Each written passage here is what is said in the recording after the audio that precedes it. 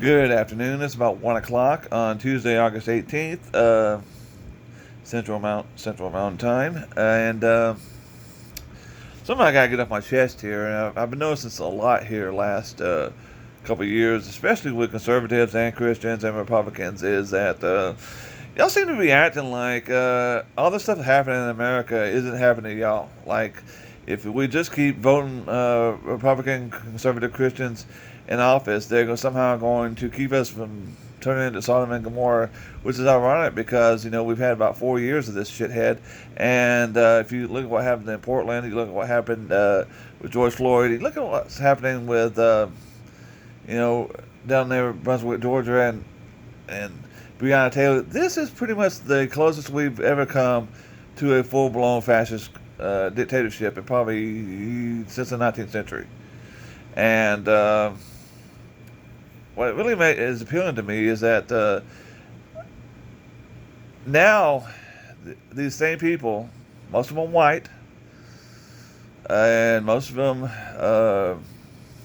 for lack of a better word, boomers, older generation Xers born in the 70s, they seem to be acting like, for some reason, just getting Trump elected is more important than what is going to happen in the next 4 years if he is elected.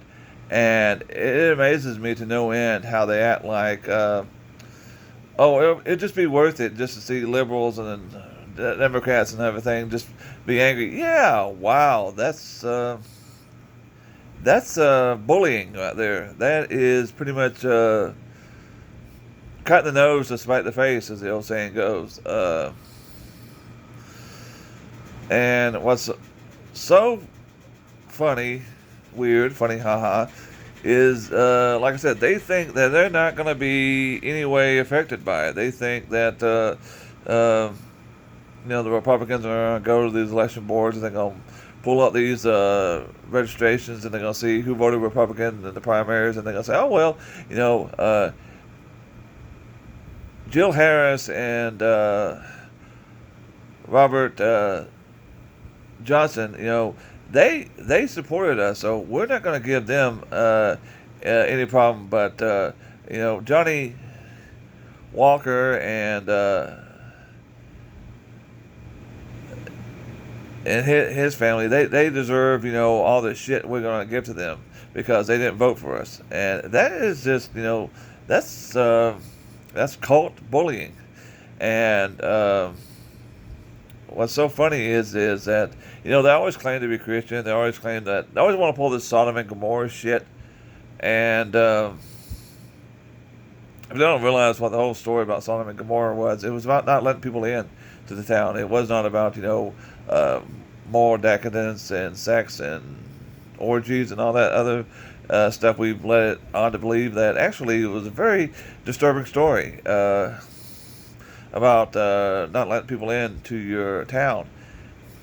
So I love it when people go off and off about the Bible and Christianity and how God this and Jesus that, but yet for some reason they act like when they get to heaven, heaven's going to be segregated.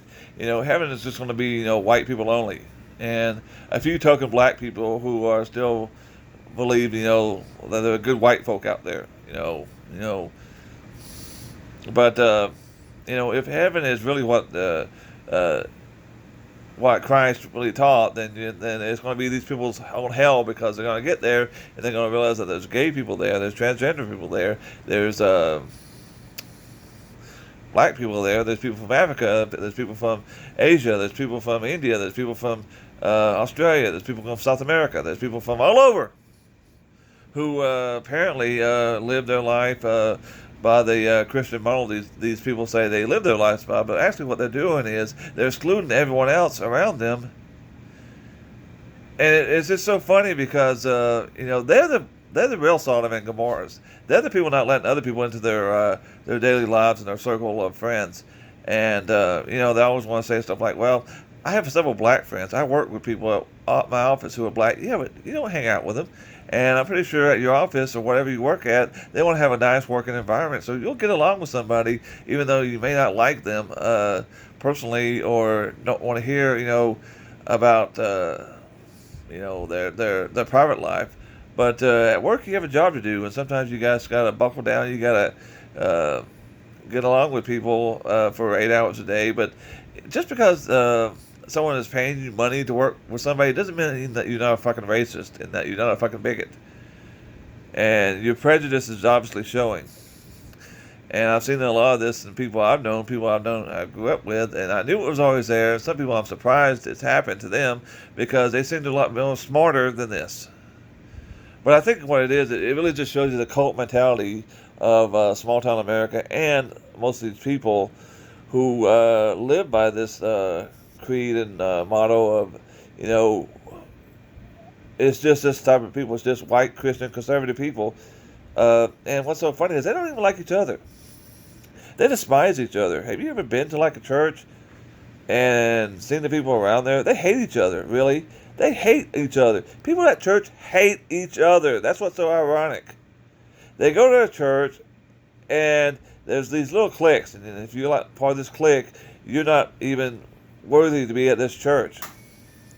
Which is so funny because church is really the one place you're supposed to be welcome. And yet people even shun people from church. I mean, let's face it. A question I never really did get answered correctly when I was younger was, why come there's no black people at our church?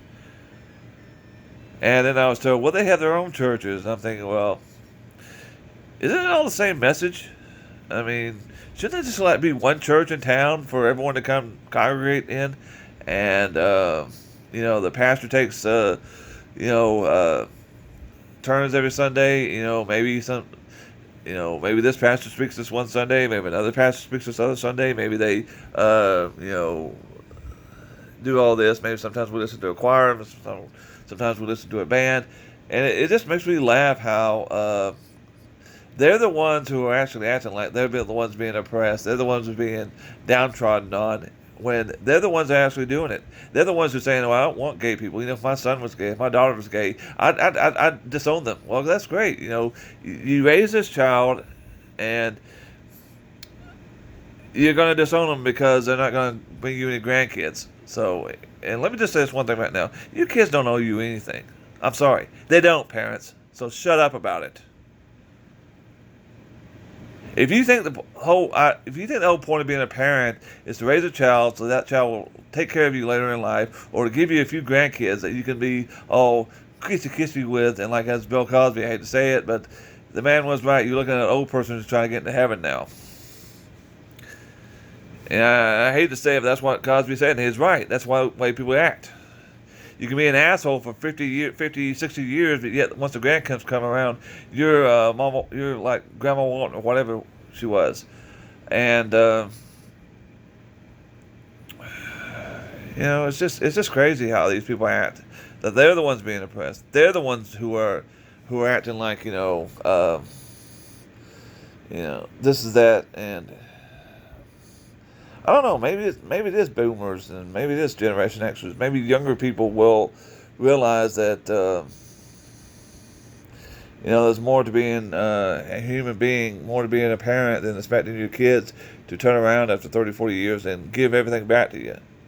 Carol Burnett once did a skit, and it's pretty bad now to think about it, but it was a skit she did like in the 80s or something. It was Jeffrey Piven was in it. I remember that. Burt Reynolds was a guest appearance, in which she basically demanded that her kids repay her for all the stuff that she did to them. And that's pretty shitty. Everybody laughed about it. They thought it was funny, but it's really shitty when you think about it. Now, I know, obviously, they said the kids were freeloaders and all this and that, but I just think it's real shitty if all these people act like, well, I helped raise you, so you should pay me back. Well, no. That's not what it's all about. And that's the mentality a lot of these Trump supporters have. They have like, well, I deserve something for what I've done. I deserve something. I deserve something. Me. I deserve this. I deserve that. You don't deserve anything. And that's why I don't think they like, that's why I don't think they like Democrats, and they always bring up this idea of socialism. The fact that they believe in this ideology that you should help other people, which is what the Christians speak of, and then they act like, well, I shouldn't give that to them because they're just going to use it for this. They're just going to use it for that. So, we don't know somebody's going to take the $10 you give them and go buy booze with that. I mean, for God's sakes, the dollar value menus at Burger King and Wendy's and McDonald's, they're probably going to go get a pretty good meal. You know how much cigarettes cost nowadays? Jesus Christ. You give someone $5, they ain't going to buy a pack of smokes, all right? And what it is just that you just don't want to help out anyone other than yourself. Or people that cannot help you. Socially, economically, or you just don't want to do it. And that's why you're so fixated with Trump, because he's all about himself. And y'all want somebody like that. Y'all want somebody who is me, me, me, me, me. Look what I did. And what I really hate is when you try to talk to somebody and you're having a bad day, you had something go wrong, and all of a sudden they want to talk, well, that's what happened to me. Well, who cares? You know, unless you're using it as a way to teach people that it can get better, then shut up. This isn't about you at this time. This is about them. If you shut up and you listen to their problems and you help them out, then most likely they will come back and they will help you when you need help. And even if they don't, so what?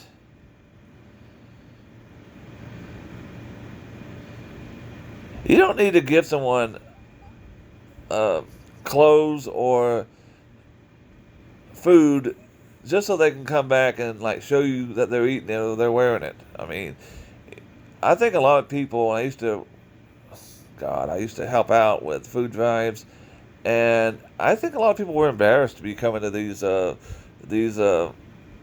places to get meals to cook for their holidays with their families. And you know, it's hard for them to sometimes even say anything other than thank you, because I know they feel that they may have let their families and their friends down. But we're all going to fall in hard times. Well, no, we're not all going to fall in hard times, because some people are way too rich that their idea of falling in hard times is not getting a car every 3 or 4 months. But you know, that's ironic about these Trump supporters, is they don't really care about anyone else but their own selves, and they don't realize that they're being played to get votes. Only thing that matters is their votes, and if you don't vote for them, they're not going to do anything for you. So, you know, you can have all the fun you want to saying you own the libs, but I got newsflash for you. You're not owning a lot of things. And you're not being a good person. And ironically, and I'll close in saying this, it almost would be worth it if there was a hell. It almost would be worth it just to go there and to see all the people we knew in our lives who thought they had the express ticket lane to heaven, and find out that they're in hell with the rest of us. I mean, wouldn't that like be almost the silver lining on a eternity of damnation? I mean, it kind of wouldn't be worth it, wouldn't you think?